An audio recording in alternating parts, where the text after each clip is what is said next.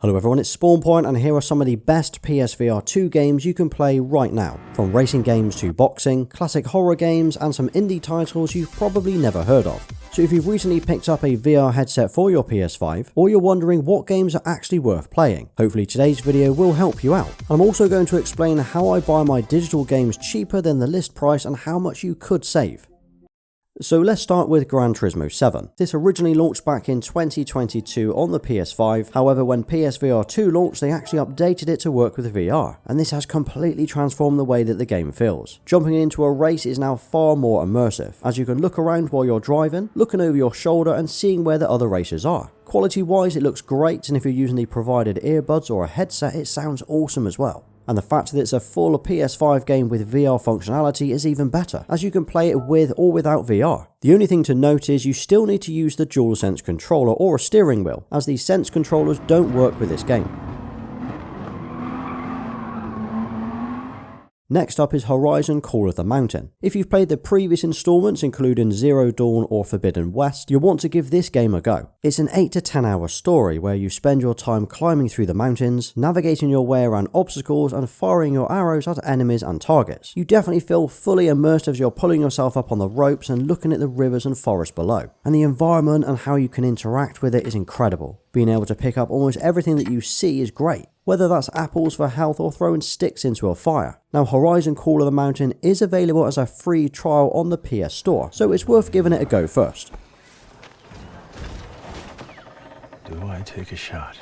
This next game is one that I was really excited to play, and that's Pavlov. It's a first-person shooter game which is so much fun to play, and it has incredibly realistic weapon handling. Even just grabbing a gun and taking a closer look shows the attention to detail. But not only that, you have to manually reload it, which is crazy immersive. You can either play this game offline and play against bots, or jump into the firing range and test out the weapons. Or you can play online with more than 12 different game modes to pick from. There's the classic search and destroy, team deathmatch and even gun game. Now the learning curve on this game is actually quite steep when you're trying to reload, move around and shoot, all before being taken out by an enemy. But once you've mastered how to reload your gun, this game is awesome. And for a game that only costs £20 on the store, this easily makes it into the best games to play on VR.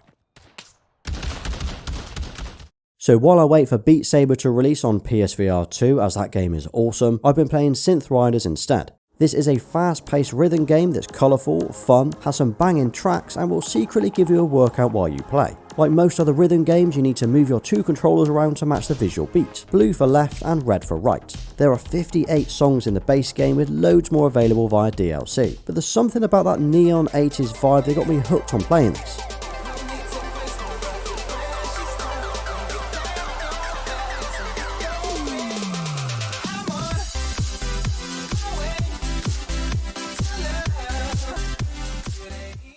Winner of the Game Awards Best VR Game and VR Game of the Year is Moss and Moss Book 2. You play as this little mouse called Quill where you explore the world, manipulate the environment and interact with different objects. The sound design and visuals of this game are absolutely stunning, and it's probably one of the most beautiful VR games that are out there. Listening to the narration gives you a real sense of immersion and it's not like anything else that I've played before. It's also pretty chill. There are puzzles to complete but nothing that will leave you breaking into a sweat. Now you can jump straight into the second game, but as they sell the two as a bundle, it's probably worth buying the two together. Now unfortunately there doesn't appear to be a demo of this game, but it's definitely a must buy from me.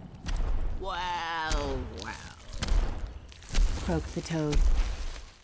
Next up is The Walking Dead Saints and Sinners. This is a post-apocalyptic zombie survival game, which if you've ever heard of or watched the TV series, you'll know that already. No surprise, this game is pretty brutal, as you're going to be navigating your way around the town, stabbing, slashing and cutting limbs off the walkers. But you're not alone, as you do meet up with other friendlies along the way. Now the graphics aren't realistic, but the set looks great and there's quite a lot to explore as you're walking around. Now there are actually two versions of this game. We've got Chapter 1 and Chapter 2. I'd never played the original chapter, so I actually bought the two together as a bundle. And since playing this over the last couple of weeks, I can say this game is absolutely awesome.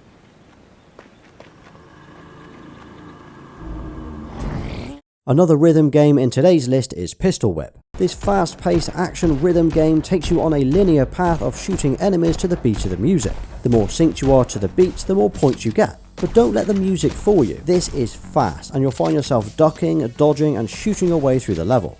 and it looks great with the vibrant artwork and the robotic characters that are constantly spawning. Playing this for the first time, I was pleasantly surprised at how good it was, and it's for that reason I've included it in today's video, as I actually think a lot of people will scroll past this without realising how much fun and how impressive the VR and soundtracks are.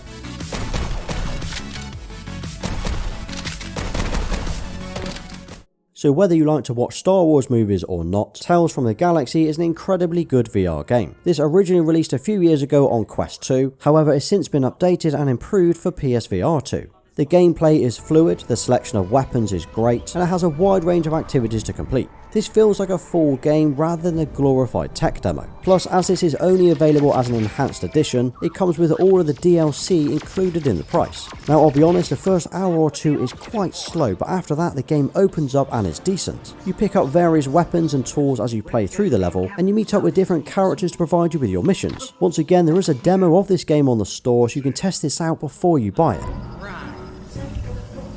Go out there and find the special packages alone. I have important droid depot things. Now most of these VR games are only available digitally, and that means you need to buy them from the PS Store at full price. Well, if you're like me and you do buy your games digitally, here's how you can save some money. Instead of going direct to the digital store and paying for the games, buy gift cards from websites like Shop2 or CD Keys, which I've used for about 10 years. That way you get the same credit at a discounted rate. So here's an example. If I buy a £35 card to use on the store, it costs me around £30 instead, but some cards are between 18 and 20% cheaper. Do this on every purchase and you could save hundreds of pounds a year. I have linked to the two sites that I use below, but I thought it might help some of you out.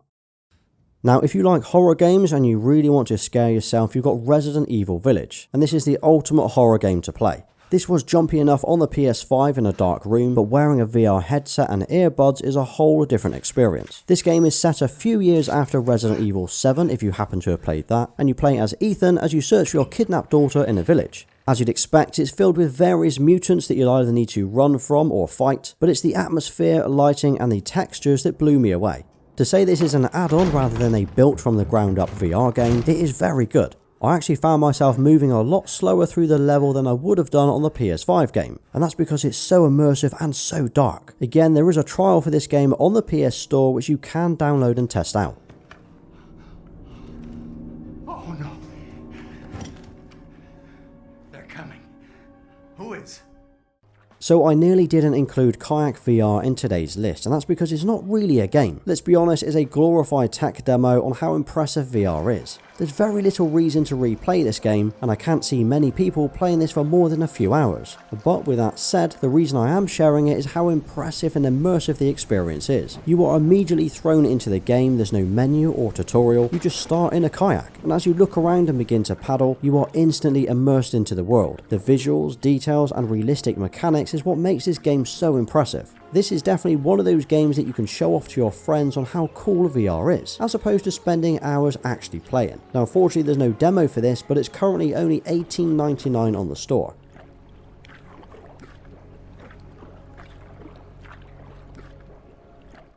Creed Rise to Glory is without doubt one of the most active and fitness focused games on PSVR2.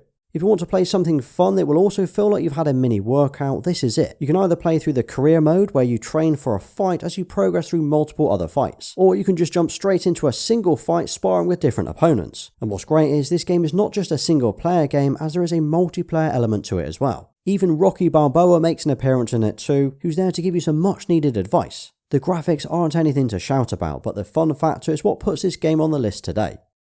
This next game is definitely not one you would expect to see today, and that's Puzzling Places. If you like puzzles, jigsaws, or just want a break from the normal VR games that are out there, this is totally different and far more chilled. It's a 3D jigsaw game where you're tasked with trying to find the pieces in 25 different miniature places. Each puzzle can be played between 25 and 400 pieces, depending on how difficult you want to make it. So far, I've only played with the 25 pieces, and this takes time. So you have all of the pieces laid out and 4 or 5 postcards. You can then use these postcards to try and build the puzzle, snapping the pieces together and hoping they will fit. And once you've finished it, if you look really closely, you'll see just how detailed it is, which is incredible. Now there is a free trial on the store to test it out, but it surprised me just how good it is.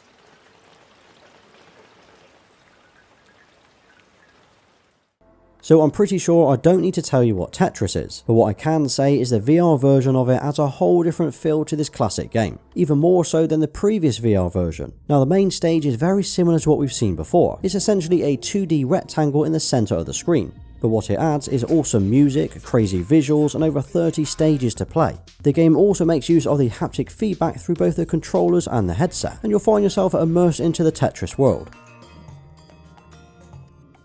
This next one is one of the shortest VR games that I've played so far, yet it's also one of the most emotional as far as stories go. Before Your Eyes follows the story of a recently deceased character called Benjamin, and he's on his way to the afterlife. You navigate through his memories by blinking, which skips you days, weeks, and sometimes years ahead. Now this is a narrative-driven game, where the focus is on the voice artist and storytelling rather than the visuals, although they do look vibrant and sharp. Sure, this game isn't going to be selling any VR headsets, but if you stick with it, the story will be memorable and unique to anything else available on the headset. You also don't need to use a controller at all, so you can sit back, relax, and blink your way through the story. It's also one of the cheapest games on the list today. Your dad just thanked me for hanging out with you? That's a very interesting detail.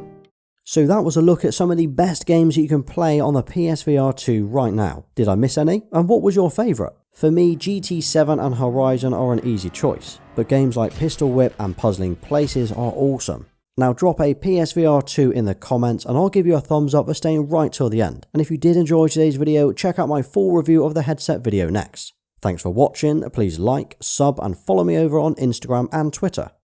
Until next time.